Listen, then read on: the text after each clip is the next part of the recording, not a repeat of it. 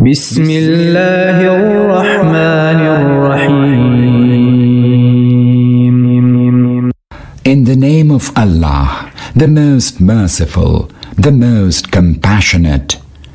يا أيها الذين آمنوا أوفوا بالعقود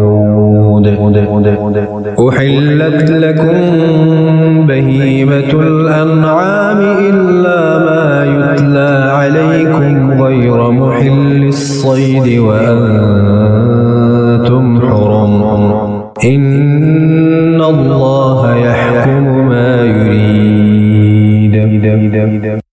Believers, honor your bonds. All grazing beasts of the flock are permitted to you, except those which are recited to you hereinafter. But you are not allowed to hunt in the state of ihram, the state of pilgrim sanctity. Indeed, Allah decrees as He wills. يا أيها الذين آمنوا لا تحلوا شعائر الله ولا الشهر الحرام ولا الهدي ولا القلائد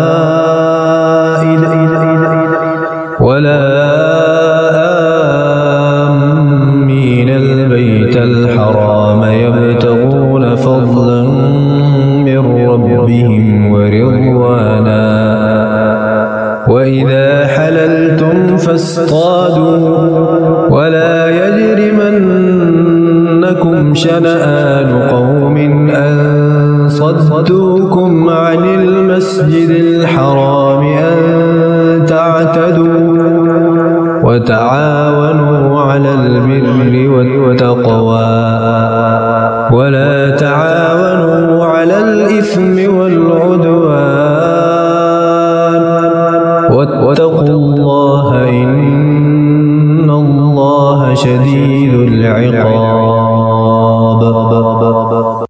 Believers, neither desecrate the symbols of devotion to Allah, nor the holy month, nor the animals of offering, nor the animals wearing collars, indicating they are for sacrifice, nor ill-treat those who have set out for the holy house, seeking from their Lord His bounty and good pleasure. But once you are free from pilgrimage obligations, you are free to hunt.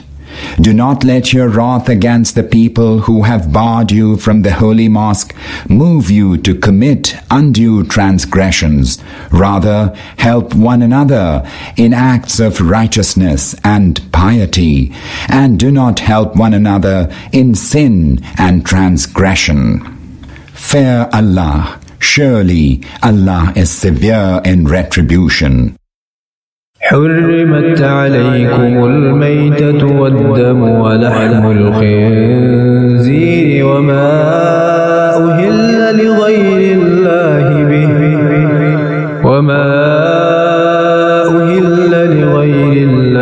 به والمنخنقة والموقوذة والمتردية والنطيحة وما أكل السبع إلا ما ذكيتم وما ذبح على النصب وأن تستقسموا بالأزلام ذلكم فسق. اليوم يئس الذين كفروا من دينكم فلا تخشوهم واخشون.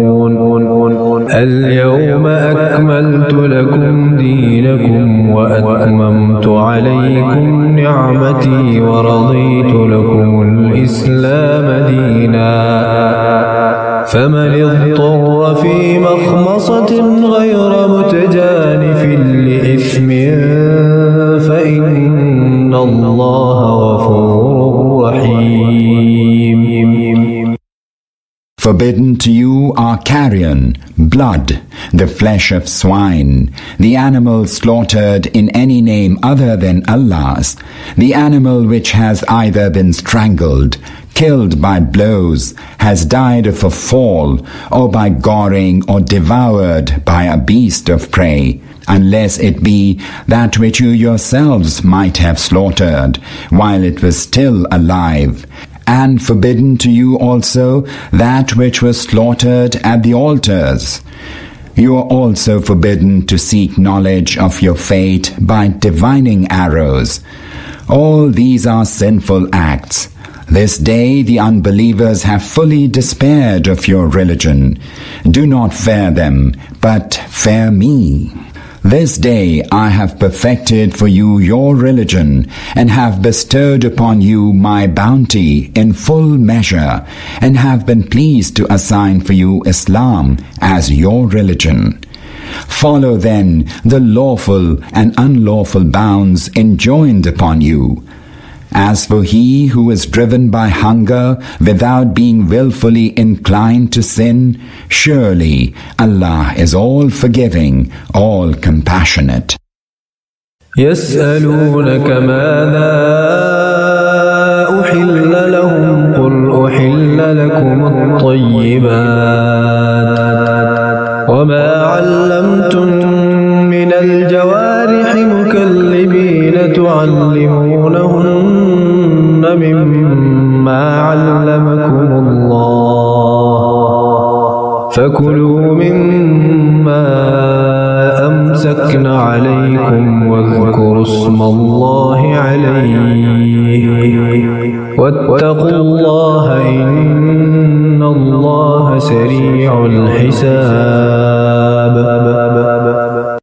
They ask you what has been made lawful to them. Say that all clean things have been made lawful to you. And such hunting animals as you teach, training them to hunt, teaching them the knowledge Allah has given you, you may eat what they catch for you, but invoke the name of Allah on it. Have fear of Allah in violating His law. Allah is swift in His reckoning. اليوم أحل لكم الطيبات وطعام الذين أوتوا الكتاب حل لكم وطعامكم حل لهم والمحصنات من المؤمنات والمحصنات من الذين أوتوا الكتاب من قبلكم إذا آتيتموهن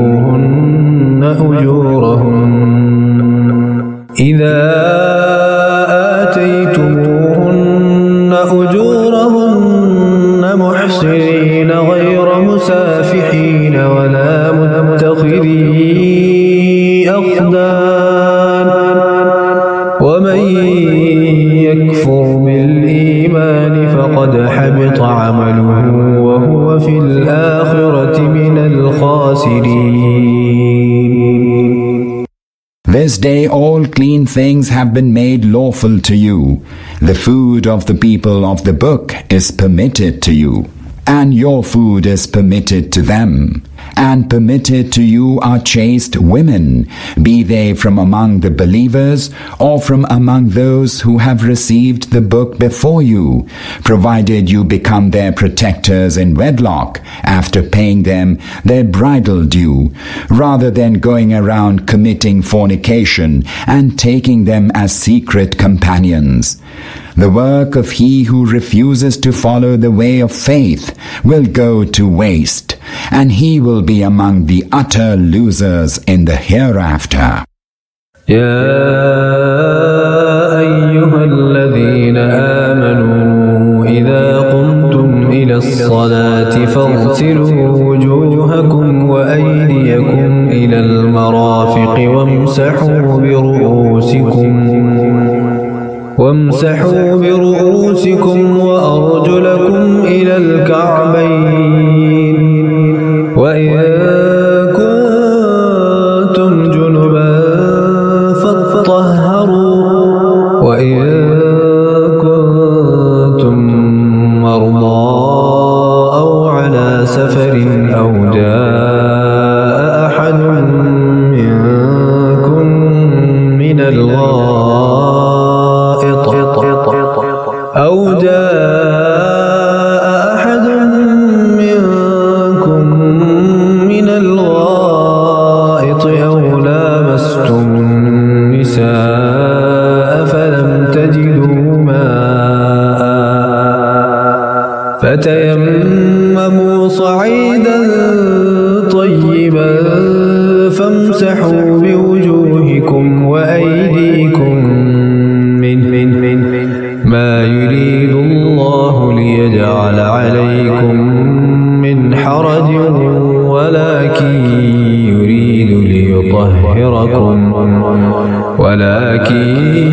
يريد ليطهركم وليتم نعمته عليكم لعلكم تشكرون.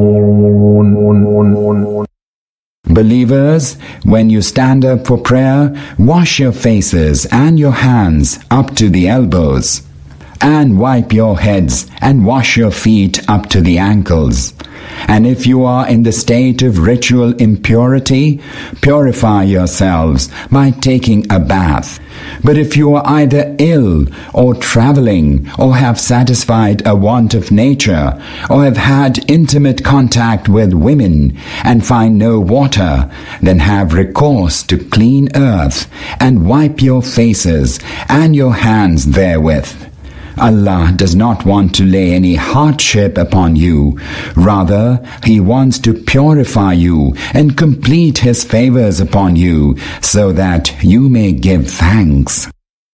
واذكروا نعمة الله عليكم وميثاقه الذي واثقكم به إذ قلتم سمعنا وأطعنا واتقوا الله إن الله عليم بذات الصدور. Remember Allah's favor upon you and His covenant which He made with you when you said, "We have heard and we obey." So do fear Allah. Allah has full knowledge even of that which is hidden in the breasts of people. يا أيها الذين آمنوا كونوا قوامين لله شهداء بالقسط ولا يجرمنكم شنآن قوم على ألا تعدلوا اعدلوا هو أقرب للتقوى واتقوا الله إن الله خبير بما تعملون. Believers, be upright bearers of witness for Allah, and do not let the enmity of any people move you to deviate from justice. Act justly, that is nearer to God-fearing, and fear Allah. Surely Allah is well aware of what you do. وعد الله الذين آمنوا وعملوا الصالحات لهم مغفرة وأجر عظيم. Allah has promised those who believe and do righteous deeds forgiveness from sins and a great reward. والذين كفروا وكذبوا بآياتنا أولئك أصحاب الجحيم. As for those who disbelieve and give the lie to our sins, they are destined for the blazing flame. يا أيها الذين آمنوا اذكروا نعمة الله عليكم إذ هم قوم أن يبسطوا إليكم أيديهم فكف أيديهم عنكم واتقوا الله وعلى الله فليتوكل المؤمنون. Believers, remember Allah's favor upon you when a certain people decided to stretch their hands against you. He restrained their hands from you. Do fear Allah. Men of faith should put their trust only in Allah. ولقد أخذ الله ميثاق بني إسرائيل وبعثنا منهم 12 نقيبا وقال الله إني معكم لئن أقمتم الصلاة وآتيتم الزكاة وآمنتم برسلي وعزرتموهم وأقرضتم الله قرضا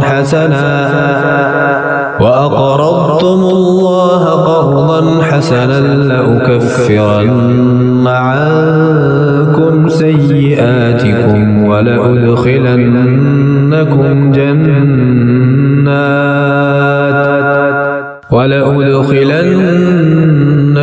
جنات تجري من تحتها الأنهار فمن كفر بعد ذلك منكم فقد ضل سواء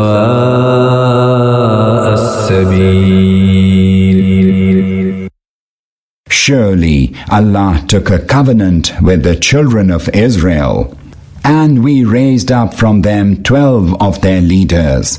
And Allah said, Behold, I am with you. If you establish prayer and pay zakah and believe in my prophets and help them and lend Allah a goodly loan, I will certainly efface from you your evil deeds and will surely cause you to enter the gardens beneath which rivers flow. Whosoever of you disbelieves thereafter has indeed gone astray from the right way. فبما نقضهم ميثاقهم لعناهم وجعلنا قلوبهم قاسية يحرفون الكلم عن مواضعه ونسوا حظا مما ذكروا به ولا تزال تطلع على خائنة منهم إلا قليلا منهم فاعف عنهم واصفح إن الله يحب المحسنين. Then for the breach of the covenant we cast them away from our mercy and caused their hearts to harden.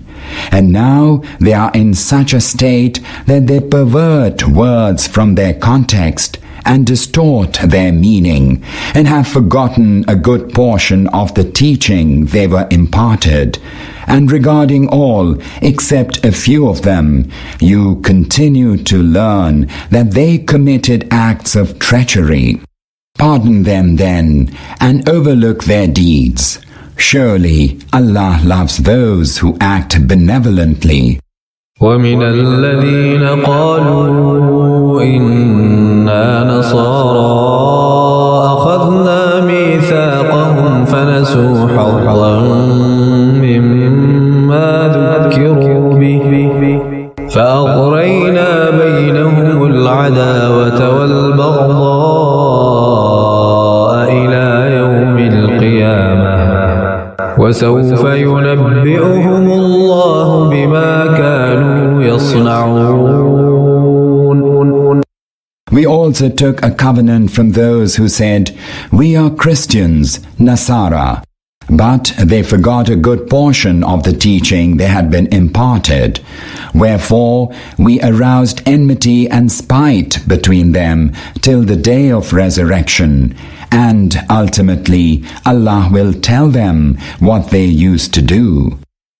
يا أهل الكتاب قد جاءكم رسولنا يبين لكم كثيرا مما كنتم تخفون من الكتاب ويعفو عن كثير قد جاءكم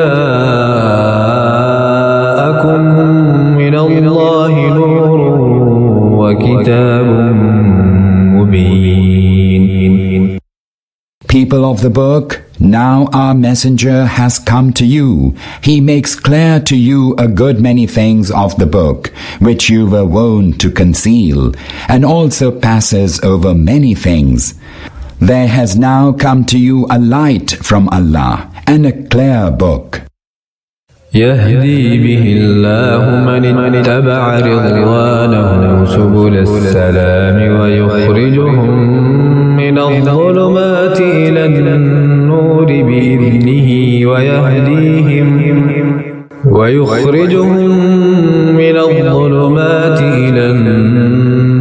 بإذنه ويهديهم إلى صراط مستقيم.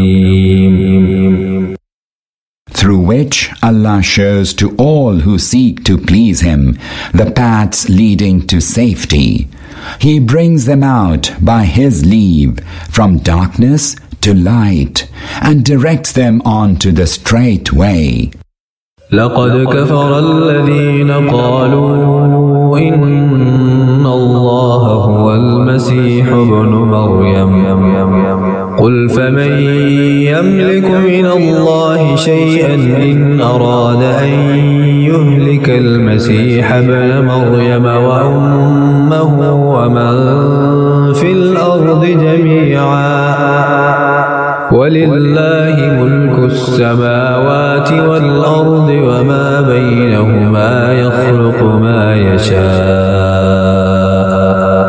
والله على كل شيء قدير. Indeed, those who said, Christ, the Son of Mary, He indeed is God, were guilty of unbelief. Say, O Muhammad, who could have overruled Allah had He so willed to destroy Christ, the Son of Mary, and His mother, and all those who are on earth? For to Allah belongs the dominion of the heavens and the earth, and all that is between them. He creates what He wills. Allah is all-powerful. وقالت اليهود والنصارى نحن أبناء الله وأحباؤه قل فلم يعذبكم بذنوبكم بل أنتم بشر ممن خلق يغفر لمن يشاء ويعذب من يشاء ولله ملك السماوات والأرض وما بينهما وإليه المصير. The Jews and the Christians say, We are Allah's children and His beloved ones. Ask them, why then does He chastise you for your sins? You are the same as other human beings He has created. He forgives whom He wills and chastises whom He wills. And to Allah belongs the dominion of the heavens and the earth, and all that is between them. To Him is the eventual return. يا أهل الكتاب قد جاءكم رسولنا يبين لكم على فترة من الرسل أن تقولوا ما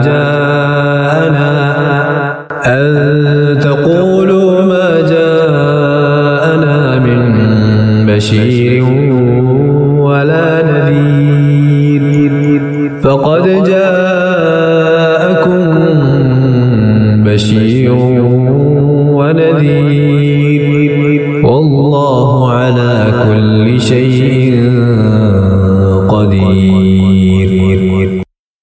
People of the book, after a long interlude during which no messengers appeared, there has come to you our messenger to elucidate the teaching of the true faith, lest you say, No bearer of glad tidings and no warner has come to us.